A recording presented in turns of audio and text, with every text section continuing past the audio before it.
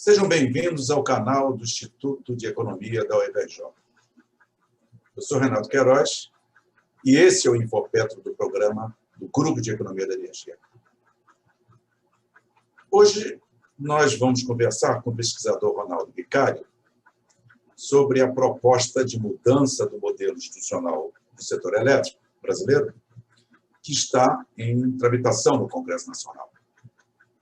É a chamada modernização do setor elétrico, que, em conjunto, vem a privatização da Eletrobras.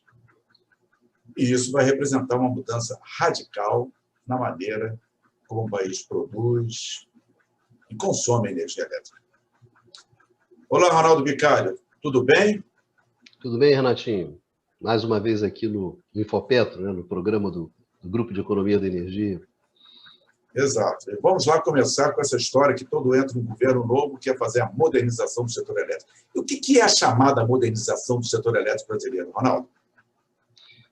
Renato, essa modernização, a chamada modernização do setor elétrico brasileiro, nesse exato momento, que está presente lá no Congresso Nacional, que está em tramitação no Congresso Nacional, na verdade, ele é um processo que começou em 2016, depois do impeachment da Dilma, no início do governo Temer, que, na verdade, o que é a modernização do setor elétrico brasileiro? É a retomada daquela agenda liberal dos anos 1990, do governo Fernando Henrique Cardoso.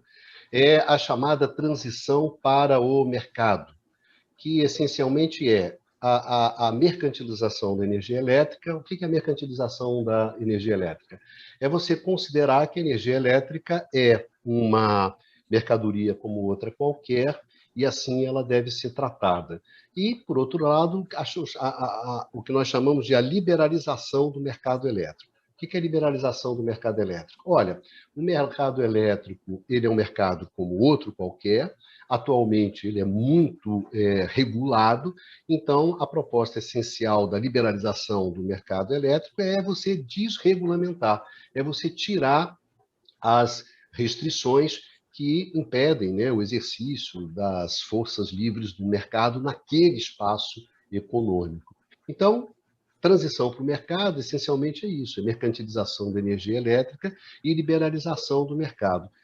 Isso tudo está sintetizado numa proposta de projeto de lei, que é o chamado... Tem dois projetos de lei que estão no Congresso, que dizem sobre a modernização do setor elétrico. É o projeto de lei 232, que está no Senado, PLS 232, e o PL 1917, que está na Câmara. Cobre uma vasta gama de atividades, que vai desde a chamada portabilidade. O que é a portabilidade? O que as pessoas chamam de portabilidade? É o direito do consumidor, de qualquer consumidor, escolher o seu fornecedor de energia elétrica. Então, atualmente, a maioria dos consumidores são cativos da distribuidora e eles são obrigados a comprar energia elétrica da sua distribuidora. Com a portabilidade, você vai poder escolher o seu fornecedor, assim como você escolhe, por exemplo, a sua operadora de telefonia celular, por exemplo. E vai desde isso, desde a portabilidade até a maneira como a gente gere o risco hidrológico, a separação do lastro de energia, a mudança do papel das distribuidoras, que vão passar a ser só distribuidoras de energia, não vão mais comercializar energia, enfim, a configuração de mercados futuros, de bolsa de mercadoria de energia elétrica, enfim, é uma mudança bastante radical e ampla. Mas, na essência, é essa retomada dessa agenda da transição para o mercado, que é uma agenda lá dos anos 90. Isso, você tem razão, em conjunto com a privatização da Eletrobras, muda radicalmente a maneira como historicamente a gente produz e consome energia elétrica no Brasil. Pois é, Vicari, quando o Brasil começa a fazer essas mudanças, e agora chama de modernidade, eu fico sempre pensando que, você reforçou aí, são medidas dos anos 90, e eu coloco a seguinte questão para você. Quer dizer, essa modernidade é compatível com as agendas efetivas do setor elétrico no mundo e no Brasil de hoje? Ou seja, essa modernidade brasileira consegue ser contemporânea e estar em consonância com a agenda do seu tempo e lugar? O que você acha? Renato, essa é uma boa questão, né? Na verdade, é a questão de fundo do artigo justamente que eu escrevi e coloquei lá no Infopetro, né? Que a gente vai deixar para o pessoal aqui na descrição do vídeo o link para esse artigo. É sobre essa questão da modernidade, no caso do setor elétrico, né? Gente, não existe nada que tenha representado mais a modernidade no século XX do que a energia elétrica, né? Desde o seu nascimento, a energia elétrica ela associou fortemente com a ideia de progresso técnico, com a ideia da modernidade, né? Ali no final do século XIX, na virada para o século XX, né? A Grande Feira de Paris, né? Onde você tem a criação, né? A construção da Torre Eiffel, na verdade foi a feira, Renato, foi a feira da energia elétrica. A eletricidade foi a grande protagonista ali daquela feira. Então, desde o início se associou isso muito fortemente, né? O que é você estar na modernidade? O que é você estar no século XX? É você ter energia elétrica.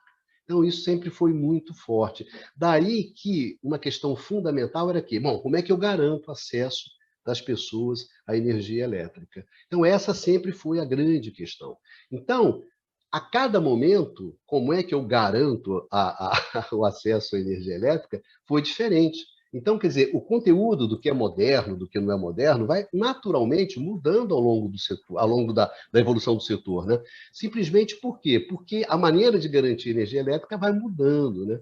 E mesmo é interessante, né, que no início do setor elétrico, quando você tem a batalha dos sistemas, né, que é um enfrentamento de duas propostas, de um lado Thomas Edison, do outro o Tesla, né, com Westinghouse, que é uma batalha icônica, né, da história do setor elétrico, ali você tem duas visões de modernidade, né? O que era modernidade para o Edison? Era fazer vários sistemas independentes, né? Isolados um dos outros, né? E ao passo que para o Tesla era fazer um grande sistema único, né? O que acontece? Ali eram duas visões. O que é o progresso no setor elétrico? É avançar na proposta do Edison ou avançar na proposta do Tesla? Né? Venceu a proposta do Tesla, né? A construção da economia de um sistema único que abriu um horizonte de exploração de economia de escala, de economia de escopo, de economia de diversidade, que fez com que você tivesse um horizonte de redução de custo gigantesco para essa indústria que estava nascendo. Então, na verdade, quem inventa ali o setor elétrico é o Tesla, né? Então, você vê que mesmo no nascimento tem duas visões, né? E aí, ao longo do tempo, Renatinho, olha só, no pós-guerra, o que era moderno? Como é que eu garantia o acesso à energia elétrica? Eu garantia com economia de escala, economia de escopo, verticalização, interconexão pesada, não é isso? Monopólio, custo de serviço, forte participação do Estado, ou regulando, ou gerando e produzindo, enfim, o que era moderno ali no pós-guerra era isso. Por quê? Porque isso era a forma com que você garantia o acesso à energia elétrica. É claro, quando você chega nos anos 90, o que era modernidade? Nos anos 90 a modernidade era a competição, era a concorrência, aí já é a desverticalização, é a redução do papel do Estado. Por quê? Porque naquele momento ali, qual é a discussão? Olha, a melhor maneira de você garantir o acesso à eletricidade, né, e à modernidade é com essa pauta liberal. Hoje, quando a gente olha nesse exato momento, bom, o que é moderno, né? Bom, o que é moderno é a transição energética, né? É você sair dos combustíveis fósseis e ir para os combustíveis limpos, né? Para as energias renováveis, a descarbonização, digitalização, sustentabilidade, resiliência do setor, ou seja, em cada momento, o que é moderno varia, tá certo? O que é moderno hoje pode deixar de ser moderno amanhã, né? Mas o que é importante dessa discussão? É que ser moderno é você ter acesso à energia elétrica. Então, qual é a agenda que você tem ali? Então, o que eu chamo a atenção nesse texto é o seguinte, olha só, gente, você pode ser moderno ou você pode não ser moderno. Agora, não tem como você deixar de ser contemporâneo, né? Mais importante do que ser moderno no setor elétrico é ser contemporâneo. Ser contemporâneo é você responder às questões do seu tempo e do seu lugar. Então, em cada momento, você tem questões ali que são colocadas. Como é que eu garanto, né, o suprimento de energia elétrica? Assim, assim, assim. São essas questões que eu tenho que responder, né? Então, se você me pergunta se essa nossa agenda da modernidade, que é a transição para o mercado, ela é contemporânea, eu te dizia, não, ela não é. Ela é uma proposta que respondia a questões colocadas lá nos anos 90, né? Quer dizer, essa coisa...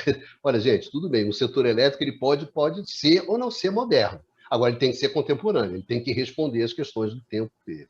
Não adianta você... Se as questões que você está respondendo não tem nada a ver com o seu tempo e com o seu lugar, que modernidade porra louca é essa?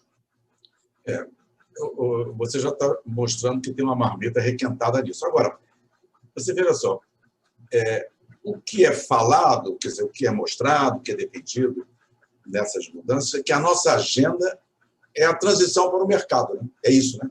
É isso que eles querem, ou que essas MPs, essas propostas dizem, quer dizer, é uma transição para o mercado. E quais são os problemas, então, dessa agenda? A agenda é a transição do mercado.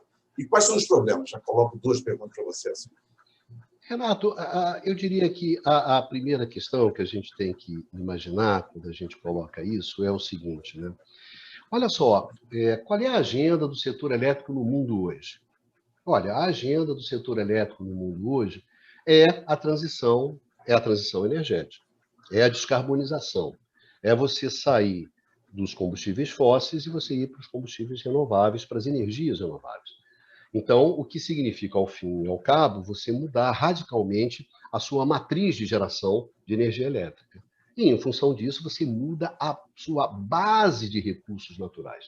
E uma base nova, que é completamente diferente da tradicional, portanto, impõe uma mudança radical no setor. É uma mudança tecnológica, é uma mudança econômica, institucional, enfim.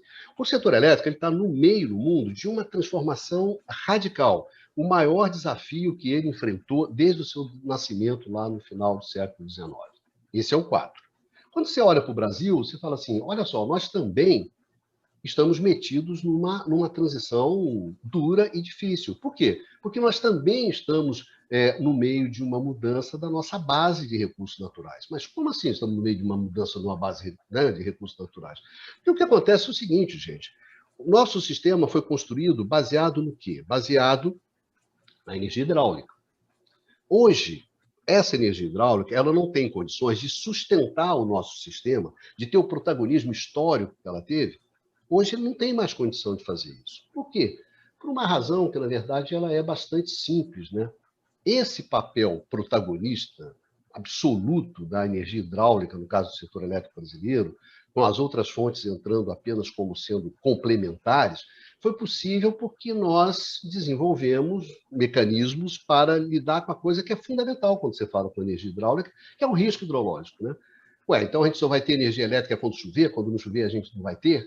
Não, a gente vai ter. A gente vai construir grandes reservatórios, vamos armazenar quando chover muito, a gente guarda água para quando chover pouco.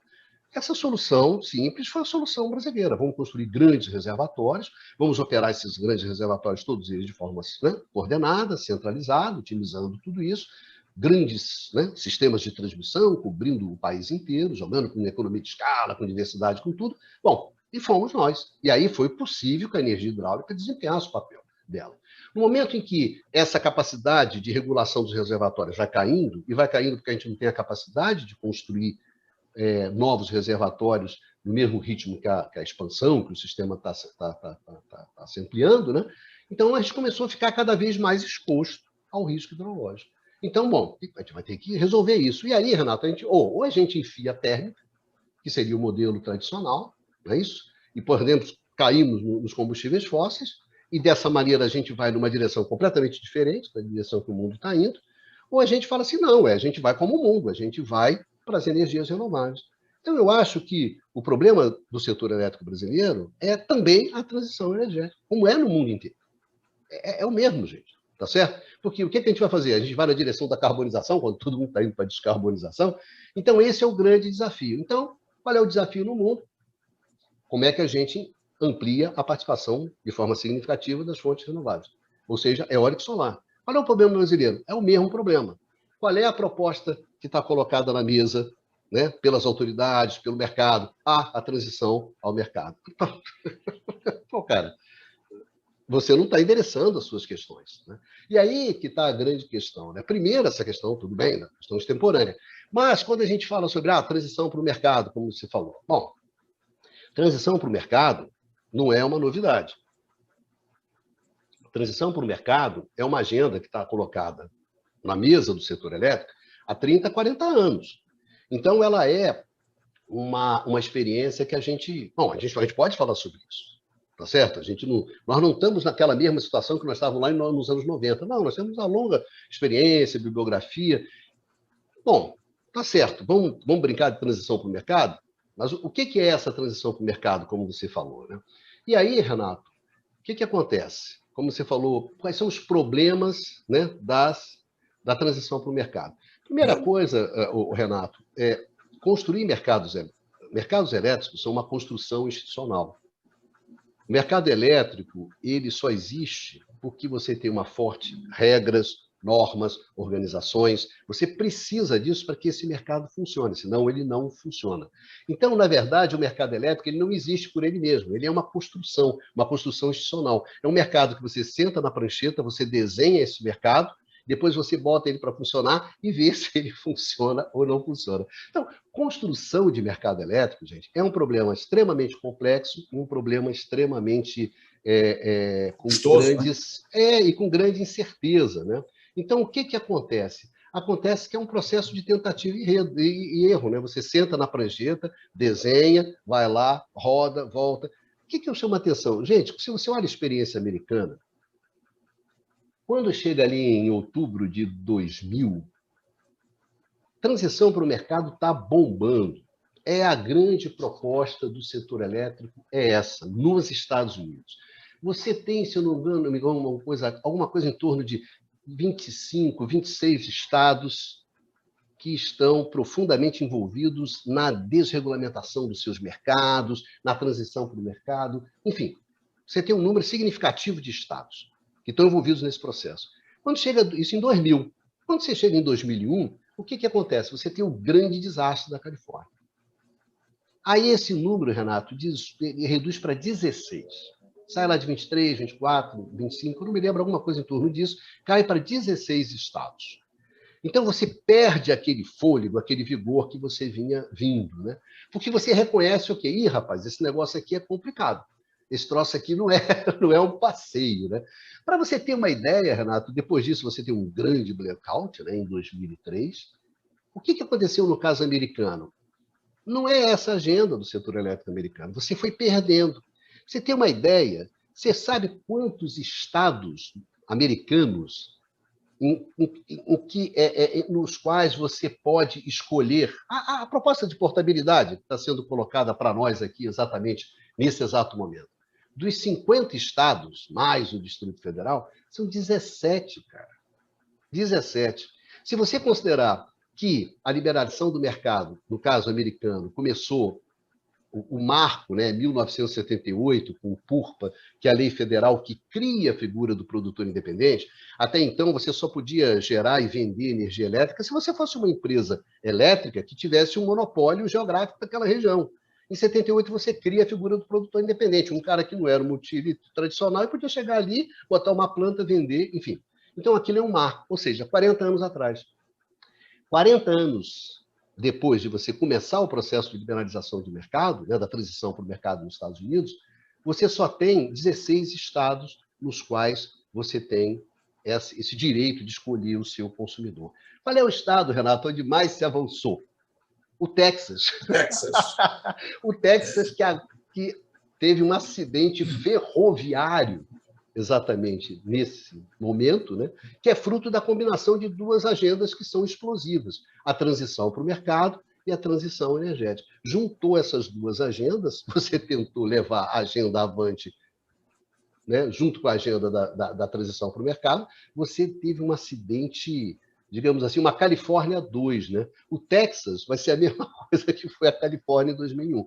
Então, e o preço que os consumidores pagaram foi uma coisa horrorosa agora. Mas isso é interessante, Renato, porque o processo, então, é extremamente complexo, o processo é extremamente incerto da construção de mercados elétricos, e você pode ter capotadas enormes.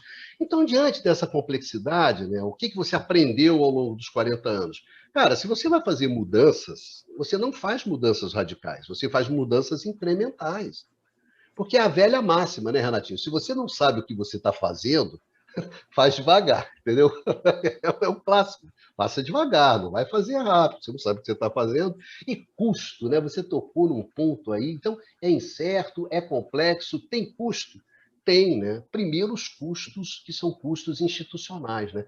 Você tem que fazer uma pleiade, né? Você, como diz o velho Percival, você tem uma inflação de novas regras, normas, organizações, aí começa novos mercados, né? Porque isso é um puxadinho em cima de puxadinho, então você tem um mercado de energia, aí você tem que ter um mercado de capacidade, você tem que ter um mercado de diferença, aí bota lá um mercado futuro. Cada mercado desse, né, é um conjunto de regras e normas para funcionar, porque, na verdade, você está criando uma série de mercados, uma série de espaços de coordenação, né? E isso não é fácil de fazer, isso tem um custo, né? O Steve Thomas fala que o custo, né, de você liberar o mercado inglês é uma coisa inacreditável, é gasto, gente. São organizações, são instituições que você tem que criar, e isso é que nem educação para adolescente, né? Aquele esforço todo sem nenhuma garantia de sucesso, como diz um amigo meu. Então, esses custos, você tem toda a razão, são custos muito elevados. Exige uma mobilização institucional que também não é qualquer estado, qualquer país que tem, tá certo? E outra coisa que você tocou, outra é custo. E tem custo? Tem um custo, gente, que esse custo, eu acho que ele assim, é indiscutível. Quem é que paga o custo da transição? Quem paga o custo da transição é o último cara que chega no Mercado Livre. Ou seja, é o consumidor cativo das distribuidoras. Isso aconteceu em todas as transições. Esse cara que fica, né? Porque primeiro você vai o grande consumidor, depois vai o supermercado, depois vai fulano. Esse cara é o cara que vai por último. Né? Porque a transição não adianta, você não acorda num dia e no outro você está no mercado. Nenhum país fez isso. Tá certo? Você tem exatamente porque isso é complexo, enrolado e arriscado. Então você vai fazendo devagar. Acaba, ao fim e ao cabo, que esse cara é o cara que paga. Então, é incerto, é complexo e tem custos, né, Renato? E nós temos já um exemplo aqui, né? Você sabe que um dia desse um jornalista me ligou e me perguntou assim: essa tarifa brasileira é muito cara, né? E você acha que há perspectivas de aumentar essa tarifa, porque nós pagamos uma conta Covid? Qual é a culpa disso tudo? São os impostos, né? É a Eletrobras estatal? O que você acha? Tal? É a reforma. É a reforma, é o modelo que veio desde os anos 90. E criaram várias entidades com custos, e custo. E aí, o que acontece? Lá o dirigente está lá sentado no seu Planalto, e começa a querer, na canetada, resolver a questão, porque os consultores trouxeram uma reforma que estoura no consumidor.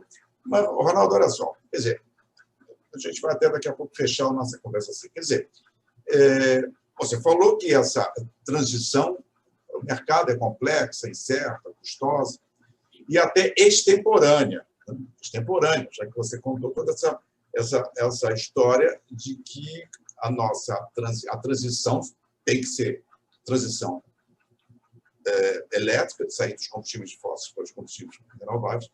Então, a transição do setor elétrico brasileiro, no final, tem que ser e é a mesma transição elétrica mundial. Né?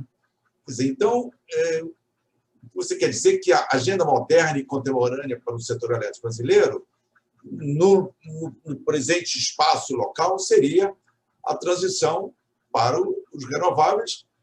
E aí, eu já emendo assim, uma pergunta assim, quer dizer, e por que eu tenho que privatizar a Eletrobras, se ela sempre participou, hoje participa com 30% de geração, por que ela pode participar deste processo de transição? Ela não tem condições de participar desse processo de transição? Renato, aí gostaria de falar sobre Uma algumas outra que... coisas, né? Sobre uma questão que é o seguinte. Não, essa questão a gente chega lá, mas antes dessa questão, tem um problema que a gente tem no setor elétrico brasileiro, a partir do momento em que a gente começa esse processo de liberalização de mercado, de transição para o mercado lá em 1990, e que, na verdade, de fato, nunca foi um processo interrompido, né? De uma maneira ou de outra, ele continuou ao longo dos governos do PT, né? Essa transição, ou ela teve um determinado espaço. Então, o que acontece? É interessante chamar a atenção por uma questão que a gente tem, né? Além de tudo bem, a transição para o mercado ela é difícil, ela é incerta, ela é complexa, ela é custosa. Se você olha para todo mundo, e, bom, é isso aí, né? O mundo todo, não é uma coisa fácil de você implementar. Mas quando você olha no caso particular brasileiro, aí para a gente chegar até lá no final da Eletrobras, o que acontece no caso brasileiro, eu acho que quem melhor define isso, eu não tenho a menor dúvida, é o Roberto Araújo. Né? O Roberto sempre colocou uma questão, desde lá dos anos 90, que é uma questão muito, eu acho que muito apropriada, que é sobre a inadequação do sistema elétrico brasileiro a esse projeto de transição para o mercado por uma questão que é das características do sistema elétrico brasileiro. O sistema elétrico brasileiro ele foi montado para operar como se fosse um sistema único, uma única máquina. Uma única máquina centralizada, coordenada, otimizada centralmente. Essa foi a lógica do sistema. Os reservatórios, a operação em conjunto dos reservatórios, as linhas de transmissões que vão integrando esses reservatórios, enfim.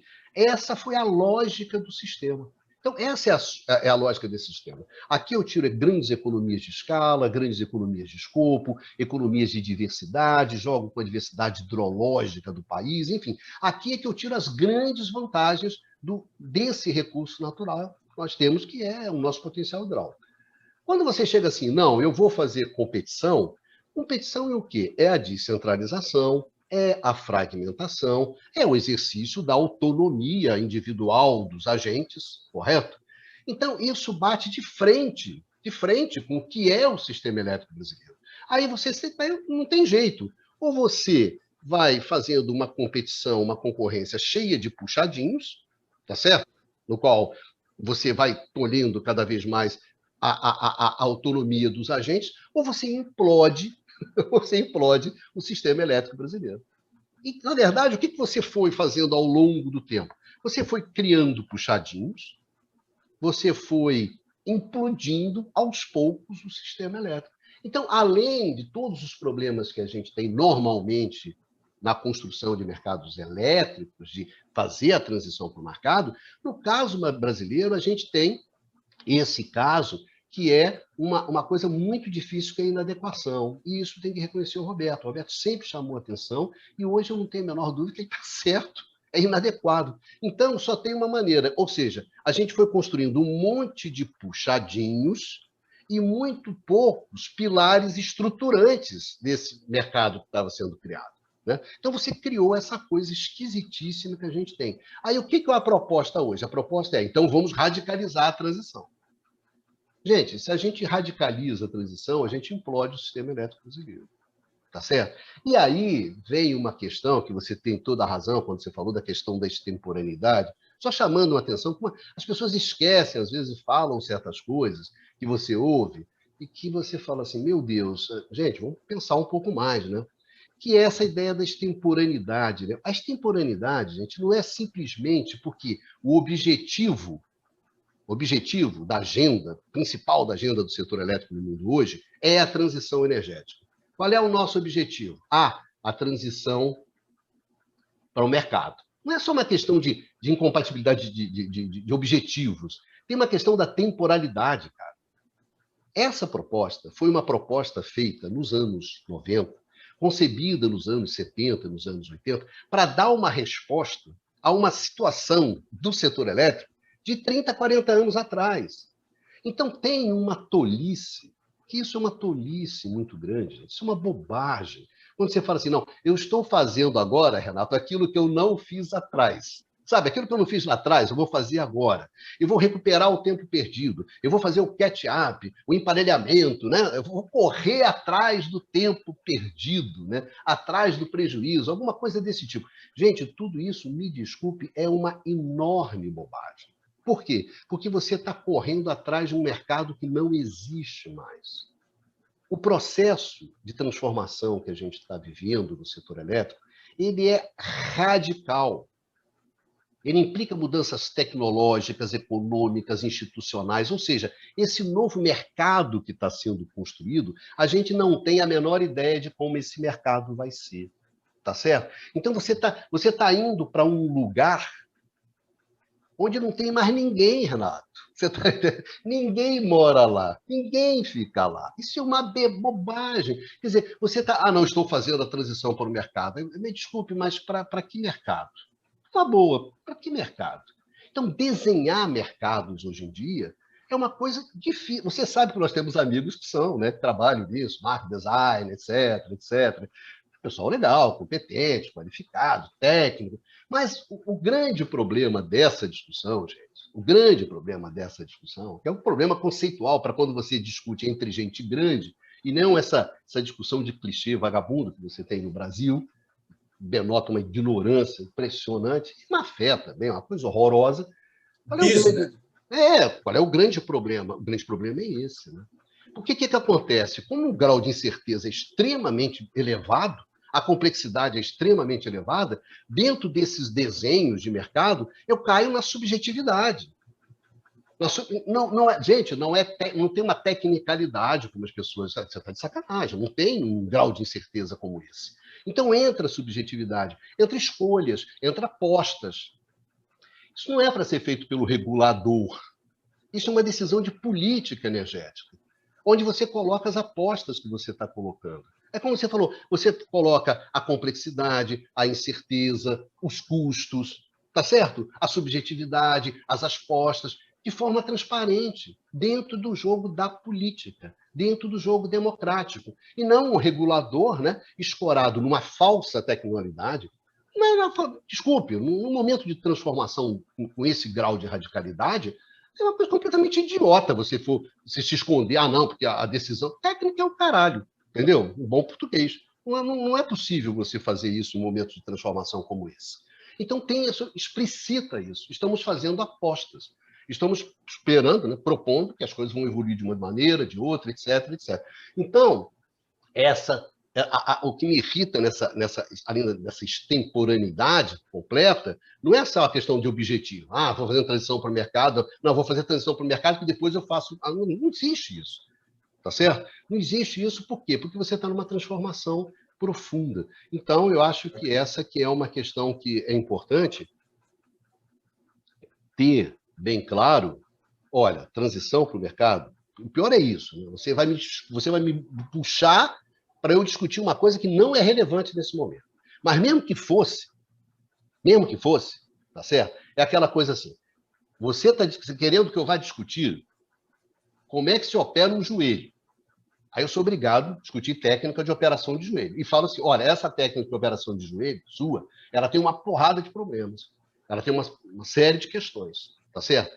Você tem mesmo como operação de joelho, mas considerando que o meu paciente está tendo um infarto, ele tem um problema de coração, por que cacete eu tenho que discutir operação de joelho, né? Então o cara me leva a discutir uma operação de joelho, me leva a discutir uma técnica de operação de joelho, que é uma coisa completamente difícil, complicada pra cacete, e ainda por cima a porra do cara está morrendo porque ele está tendo um infarto, eu tenho que resolver esse problema do infarto. Então é essa coisa completamente descaralhada, que você está colocando na pauta, no caso brasileiro, né? Ao passo que, como você falou, o que seria, né, uma transição? O que seria uma agenda? Lembra? O que seria uma agenda que você colocou, Renato? Desculpe ter falado demais, porque essas coisas você sabe que elas... Pô, setor elétrico... Não quero deixar você nervoso, hein? Não, porque o setor elétrico... O Brasil está tudo muito calmo, né? É que setor elétrico é uma coisa extremamente complexa, né? Que você fala sobre um monte de coisas e você tenta levar para as pessoas, pelo menos, o que está acontecendo, né? Então, dentro desse quadro, numa boa, se você falasse assim, gente, olha só, vamos parar de discutir isso e vamos discutir aquilo que interessa, aquilo que é importante. O que é importante? O que é importante é a gente convergir. Qual é a agenda do setor elétrico no mundo? É essa? É essa. É aqui que os esforços estão sendo colocados? É aqui que estão sendo colocados. Então, o que acontece? Vão surgir uma série de inovações tecnológicas, econômicas, institucionais, organizadas, justamente nesse caudal aqui que é o da transição. Bom, eu vou entrar nesse caudal também.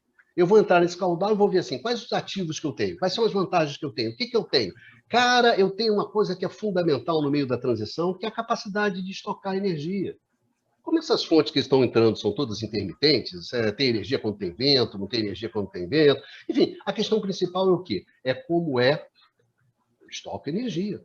Para quando estiver ventando, eu gerar energia. Nesse momento eu não estou precisando, guardo. E aí, quando eu precisar, né? Aí não está ventando, não, mas eu armazenei essa energia. Então, estocagem é uma coisa fundamental. A gente tem uma capacidade enorme dentro dos nossos reservatórios. Por exemplo, isso aí é uma boa. Como é que a gente explora isso? Como é que a gente usa os nossos reservatórios, o nosso sistema de transmissão que cobre o país inteiro? Quer dizer, como é que a gente usa toda essa diversidade? A gente usa para alavancar as energias renováveis, ou seja, para você entrar com energia solar e eólica, para dar com pau e jogar os custos da energia elétrica no Brasil lá para baixo. Quer dizer, esse é um grande desafio, entendeu, Renato? E aí você tem toda a razão. Tirando o fato, por que a Eletrobras é importante? Cara, a Eletrobras é importante porque ela detém mais de 50% da capacidade dos reservatórios. Então, esse ativo, que é estratégico, que é essencial dentro do jogo, está na mão da Eletrobras, está na mão do Estado. Ela detém quase 50% das linhas de transmissão, 47%.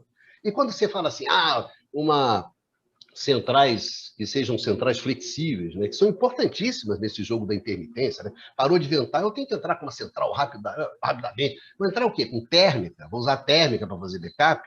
Cara, eu tenho ainda as centrais hidráulicas, você sabe, trabalhou anos em furnas, está careca de saber. Não tem nada mais flexível que uma central hidráulica. Você abriu a torneirinha lá, a turbina, entra.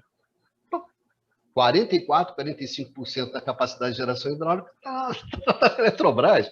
Então, eu tenho 50% do filé mignon do novo sistema elétrico. Então, é isso que eu tenho que discutir, é isso que eu tenho que pensar. Não ficar aproveitar o que eu plantei. Como é que eu faço o derivativo de energia elétrica? Não fode, cara. Não fode. Bicalho, eu acho que você resumiu aí também, eu posso dizer o seguinte, o que você pode dizer o seguinte, quer dizer, uma grande contradição no caso brasileiro, que houve um sucesso do sistema elétrico brasileiro, reconhecido internacionalmente, que foi a concepção, eu estou pegando, no fundo, resumindo o que você disse, foi a concepção e construção para formar um sistema único, integrado, coordenado, otimizado centralmente. E aí resolvemos fazer reformas. E nós fomos alterando, que são puxadinhos, o termo que você usou, altera ao longo dos anos, que foi desmontando essa concepção. E os problemas cada vez são mais difíceis de solução. Por isso que o jornalista perguntou, mas como eu vou solucionar? Eu falei, o modelo que está errado, a reforma está errada. Então não adianta, mexo aqui, mexo ali. O próprio Roberto Araújo levantou que os impostos, tem países que têm impostos maiores que nós temos impostos altos, etc. Tal. Não é essa a questão. E eu estou, para a gente encerrar, eu vou citar aqui o grande Mário Henrique Simons. Né? Renatinho, só um pequeno comentário que também eu acho que é importante a gente ter claro, porque aí a gente coloca essa questão no contexto do país. Uma pergunta que eu me fiz cara, como é que a gente faz isso, né? Por que a gente chega numa proposta, numa agenda para o setor elétrico, numa agenda que é defendida pelas autoridades, numa agenda que é defendida pelo mercado, que gira justamente em torno dessa questão que é completamente extemporânea, né? Que é fora de tempo, de lugar. Quer dizer, como é que você chega a uma questão dessa? Eu acho, Renato, que para explicar isso, a gente tem que entender um pouco das instituições brasileiras, né? As instituições brasileiras elas se encontram muito fragilizadas, né? Nos últimos anos elas foram desmanchando, né? E na medida que essas instituições, que são fundamentais no setor elétrico, não existe setor elétrico sem instituições. Não existe, é uma impossibilidade, não há a menor possibilidade. O que acontece? Essas instituições elas vão se fragilizando e isso impacta o setor elétrico. De que forma? Gente, o que está acontecendo com as decisões dos agentes? As decisões econômicas e as decisões políticas, né? Que é fundamental dentro do setor, né? Um setor que é altamente regulado, a dimensão política é fundamental. Então, o que acontece? Em termos de horizonte econômico, você encurtou. Né? Você opera no curto prazo. Não existe longo prazo. Não existe longo prazo. Então, não existe longo prazo, você está no curto prazo e você estreitou também o seu horizonte. Ou seja, você está interessado na sua agenda. A distribuidora tem a sua agenda, o grande consumidor tem a sua agenda, o comercializador tem a sua agenda, o grande fundo que quer entrar, todo mundo na sua agendinha. Tá certo? Mercado Livre. Sim, todo mundo ali, né? No curto prazo e nas suas agendas individuais. Quer dizer, você transforma o setor elétrico numa Babel. É uma Babel, cada um faz a sua língua, né? Fala a sua língua e ninguém fala com ninguém. E como as instituições foram para o vinagre, você não tem a capacidade de quê? De coordenar, de esticar o prazo, não é isso? De ampliar a discussão, de gerir os conflitos, de, né, construir convergências. Isso desapareceu completamente. Então, a possibilidade desse sistema simplesmente implodir é enorme. Enorme, porque você não tem essa capacidade. Então, nesse exato momento, eu só diria isso, quer dizer, por que você faz uma porra louquice dessa? Porque você está no curto prazo e porque você está, né, na sua agenda individual e porque você não tem instituições, você não tem... Gente, não há a menor possibilidade de ter um setor elétrico sem o Estado.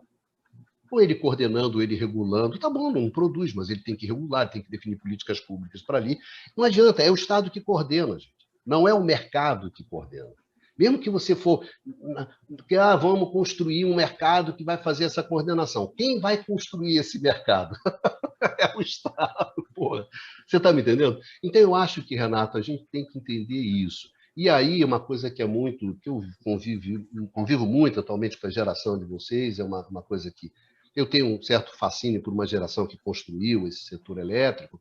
Eu acho que a gente tem, nesse exato momento, Renatinho, a gente tem um problema que é um problema realmente sério no que diz respeito à geração, que diz respeito às burocracias estatais que nós temos, as lideranças setoriais e empresariais que a gente tem, e também não fujo da responsabilidade aquilo que nós temos também na academia, né?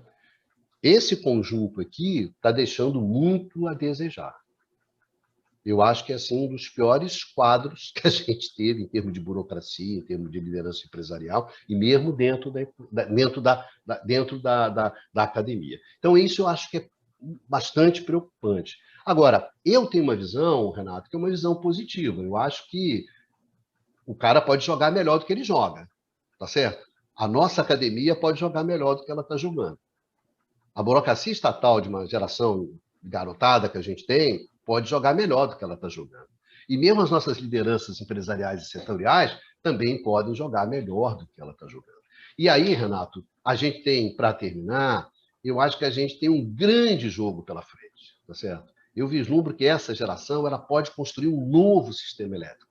E um sistema elétrico não é a transição para o mercado. Esquece essa besteira. Isso tem um espaço, tem que discutir, mas é um espaço específico. Hoje não é o grande desafio. Se a gente se concentrar no grande, e é um grande desafio, essa geração ela pode construir um sistema elétrico extremamente sofisticado, extremamente interessante e que pode dar ao país, sim, energia abundante e barata. Eu não tenho a menor dúvida em relação a isso. A questão é a gente mobilizar os recursos para fazer isso, né? A galera está jogando mal, sabe? Você que é vascaíno, eu sou botafoguense, nós dois estamos na segunda divisão. Eu acho que esse futebolzinho que a gente está jogando no setor elétrico é futebol de segunda divisão. Mas a gente não precisa jogar esse futebol. A gente tem recursos, a gente tem bons jogadores, sabe? A gente é um clube grande no setor elétrico. No setor elétrico, a gente é um clube grande. Historicamente, fomos um clube grande. Dá para jogar muito melhor do que isso. E isso vai ser interessante para as pessoas, vai ser interessante para os países. Agora, se ficar no interessezinho individual, na armação, a gente vai implodir o setor, a gente vai gerar uma série de inconsistências, vai sair distribuindo prejuízo, tá certo? Vai acirrar os conflitos, em bom português, vai dar uma baita merda esse negócio. Então, eu acho que está na hora de, olha, vamos baixar a bola, vamos tocar, vamos com calma, porque tem jogo para jogar. A gente não precisa jogar esse jogo merda que a gente está jogando. Pois é, Ricardo, a gente vai encerrar aqui. Eu vou deixar a palavra no final para você. Mas você começou a falar joguinho, as pessoas eram talvez mais profundas ou mais comprometidas, não sei. Eu vou citar aqui o Mário Henrique Simons, um grande nome na economia brasileira, mas me lembrei também de nomes do setor. Eu vou citar aqui o Mário Bering, o Camilo Pena, o Luiz Laércio, o Zé Pedro. É o Cotrim, né? Cotrim, eu trabalhei na época com o Cotrim, que eram pessoas... O Dias Leite, né? Dias Leite, que eram pessoas que sentavam com o presidente de empresa, sentavam com você e diziam assim, eu passei uma situação com o presidente dessa, num grupo, olha, nós precisamos, hoje é sexta-feira, 6 horas da tarde, precisamos segunda-feira ter esses números aqui. Trabalhe no final de semana. E quando chegou na segunda-feira, o presidente também trouxe os seus números ali e foi discutir conosco. Quer dizer, todos estavam imbuídos com um setor elétrico mais brasileiro. Bom, e aí, como eu falei para você, vou citar aqui o Mário Henrique Simons, que disse uma vez o seguinte, formulado de uma maneira correta, o problema mais difícil do mundo um dia seria resolvido. Formulado de maneira incorreta, o problema mais fácil do mundo jamais será resolvido. E esse é o problema da agenda modernizante do setor elétrico brasileiro. Ela é mal formulada. E aí, pegando até umas palavras de você, quer dizer, não respeita o seu tempo, o seu lugar, e questões mal formuladas, não há soluções possíveis. É bom ressaltar aqui, antes de passar para você para terminar, no detalhamento de todas essas questões colocadas pelo Ronaldo Vicário, elas estão num artigo publicado num boletim que nós temos do Grupo de Economia e Energia, chamado Infopetro, e que o link vai estar na descrição do vídeo. Ronaldo, eu vou passar para você encerrar, mas eu agradeço a todos que nos assistem, que vão nos ouvir no podcast. Até a próxima. Vicário, por favor, encerra aí o que você quiser falar sobre essa questão. Não, Renato, queria agradecer o convite, né? E lembrar que, no caso do Grupo de Economia da Energia, né, a gente tem 2 programas, né, na grade lá do canal do Instituto de Economia da UFRJ. Um é esse Infopetro, né, que você faz, qual você vai entrevistando os pesquisadores, os professores, alunos, enfim, que é sobre os artigos que são publicados no blog Infopetro, né? Que é um blog, gente, que já tem 10 anos, né? E o boletim já tem 20 anos, quer dizer. Então, tem bastante tempo. E o outro programa é o Resenha GE, né? Que é uma mesa redonda que a gente faz discutindo com o pessoal. Então, acompanhando a gente lá no canal, né, você tem acesso a essa discussão sobre energia, que é uma discussão bastante importante. Mas é isso aí, Renato. Estamos na segunda divisão, mas temos times, temos condição, podemos olhar para frente, atravessar isso e vascaínos e botafogueiros. Acho que o setor elétrico tem mais chances do que o Botafogo, pelo menos o meu Botafogo. Exatamente. E o que você falou sobre essas nossas mesas redondas e os nossos artigos, eles não são só setor elétrico, tem energia. Temos petróleo, gás, renováveis. Tudo. Muito obrigado a todos e até a próxima, que nós vamos continuar conversando sobre energia. É isso aí. Um beijão para todos, nos vemos.